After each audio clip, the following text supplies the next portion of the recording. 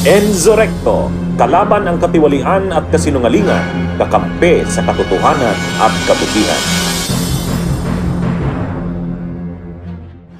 Mag-aala Gloria na ba itong si Kibuloy? Magsasakit-sakitan para ilagak sa hospital. At matakasan ang hirap ng kulungan. Ayon po kasi sa spokesperson ng PNP na si Jean Pajardo na ililipat daw si Kibuloy sa Veterans Memorial Center sa Davao. Ito po ang petisyon ng kampo ni na Kibuloy sa korte. Teka. Tila ata may mali dito. Bakit sa Davao? May balak ba itong si Kibuloy tumakas? Anyway, conclusion lang naman natin. Dahil pwede naman siyang i-hospital arrest dito sa Manila, di ba? Para po sa dagdag pang detalye, panoorin po natin ito.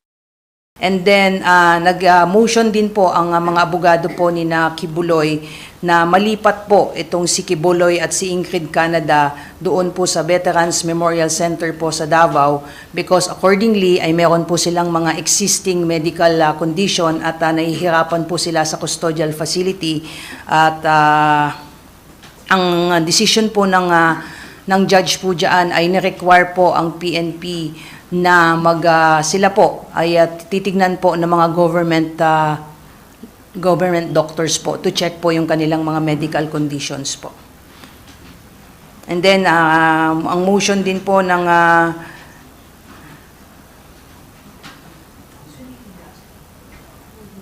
so nag-rule na po ang judge po doon. So yung apat po, particularly si Enteng Canada, si Sylvia Semanes, si Jacqueline Roy, at saka si Ingrid Canada, apat po yan, ay they will be transferred po sa Pasig City po.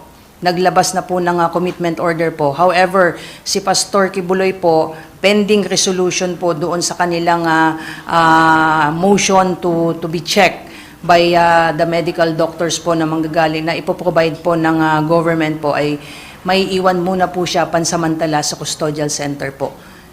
Today po, mga around 1:30 to 2 p.m. po, we expect po na attend po sila ng arraignment via video conferencing po with their lawyers sa custodial center. And for all the intents and purposes, after mo matapos, hintayin din po natin kung ano ang magiging order po ng Quezon City po. Remember, nagkaroon po ng prior order ng commitment po nila sa Quezon City. So we are just assuming that the state prosecutor will also inform the court ng particularly yung RTC 106 po ng QC that the RTC 159 already issued a commitment order doon po sa apat na malipat po sila sa Pasig City, and then si Kibuloy will remain sa custodial facility pending resolution po ng kanilang motion for purposes ng kanilang request po and motion na mag-hospital arrest po siya.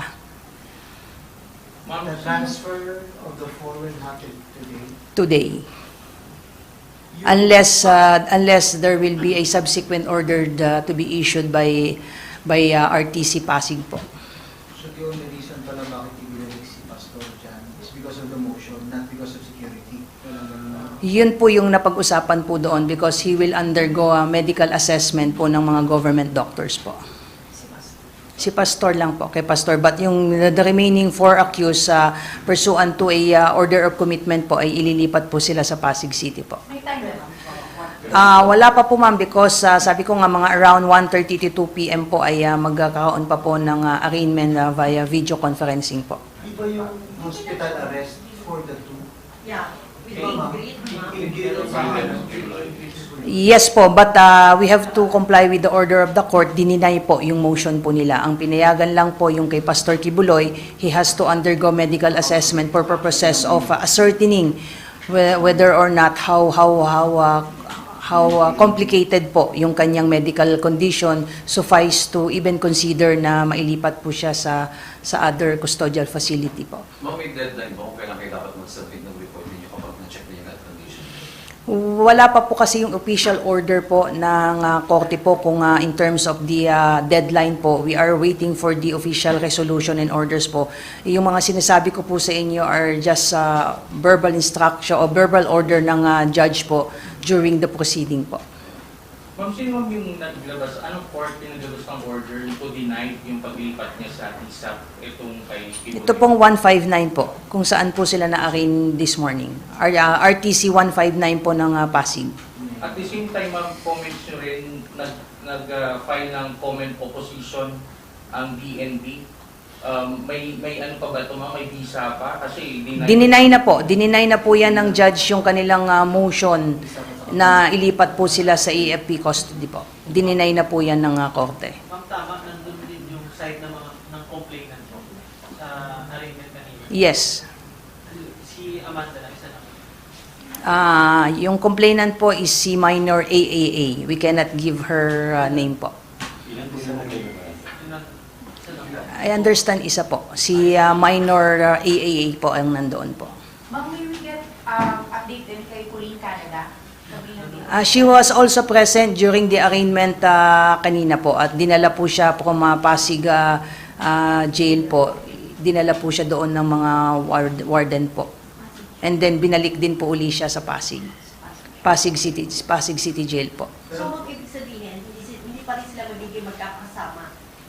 Well, depende po yun sa ano na po yun, decision na po yun ng Pasig City Jail kung maililipat po sila doon within the day kung saan-saan po sila ilalagay po sa loob ng kanilang detention facility po. Wala na pong say po doon yung PNP. Ang gagawin lang po ng PNP is to comply with the order of the court transferring and committing the four doon po sa Pasig City Jail po. Walang magiging opposition side ng PROSEC, PNP, sa motion for hospital. Well, nag-object din po yung prosecutor natin. That's why the judge ordered that the Kibuloy should be checked and evaluated by government doctors po to check his medical condition po. Ma'am, ibig sabihin ng government doctors, kasama din yung mga doktor natin dito sa PNP? Yes. Ma'am, isasagawa na ba agad, ma'am, after ng video conference? We have to check po kung ngayon po mangyayari po yung pag-check up considering nga po na after po nung video conferencing na arraignment po is we are presuming na magkakaroon po sila ng pagpupulong ng kanilang mga lawyers po. But for all intents and purposes po, kausap ko po kanina si General Maralag, they would comply with the order po ng court na isubject po sa medical assessment po ang si Pastor Kibuloy. Ma'am, kung nabanggit lang, ano po ang sakit ni Pastor? May mga iniinom po siyang mga maintenance medicine po. For hypertension? Kasama po 'yon. Pero sa open court, ano ang sinight nila ng mga medical conditions kung meron man na sila? Wala ako kasi doon particularly kasi very limited yung pinayagan sa loob and you have to understand po na yung lahat po ng napag-usapan po sa loob, particularly yung mga nitty-gritty about po sa proceedings po should be treated by with utmost confidentiality po considering po yung nature po ng case. That was the strict order po ng ating judge. Pero di ba regular naman ang check sa kanya? Kung ano man, dito sa custodial? Yes po, and in fact, dinadalaw po siya dyan ng kanyang personal physician po. Maliban sa kanyang spiritual advisor po, I understand ay nadalaw na rin po siya ng kanyang personal physician po. Pero yung mga PNP doctors? Yes po, nandyan naman po. At saka yung mismong custodial po ay may dedicated po na nurse na nakabantay po doon sa, not only him, but available po yung services po ng mga nurses po dyan, lahat po ng mga detainees po. So may mga regular po silang is-check up, particularly those with the existing medical conditions po. Ano bang ang findings? Ano ang findings, ma'am, for them to request hospital arrest? Is it severe? Or parang That is precisely the reason kung bakit we cannot take hook, line, and sinker yung sinasabi nila na merong lingering illness or existing medical condition si Pastor Kibuloy. Kaya nga ang order ni Judge ay dapat siyang tignan ng isang government doctor po. Sa daily monitoring, kumusta siya? BP, kung ano man ang mga kinakanta. Based doon sa aking personal na pag-assess sa kanya, nung pag nakikita ko siya at pumupunta ako doon, okay naman siya. Except of course, yung nabanggit na nga natin umpisa pa lang, na meron talaga siyang tinitake na mga mga maintenance medicine po. Ma'am, Davao talaga yung specific niya. Sa Davao talaga. Yes po, nakalagay po dito sa kanilang motion is Veterans Memorial Center in Davao po.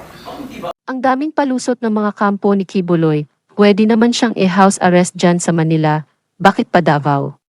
Dahil ba nandoon ang teritoryo niya?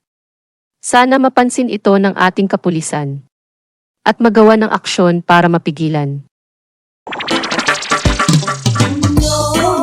May kulanong salita na ang ibig sabihin dito ay ang pagkakaisa. Bunyog Party List. Halika na, Bunyog Party List ka na. Halika na, Bunyog Party List ka na. Sa susunod, ang atinang suportahan, Bunyog Party List, nagtataguyod ng katotohanan, lumalaban para sa bayan.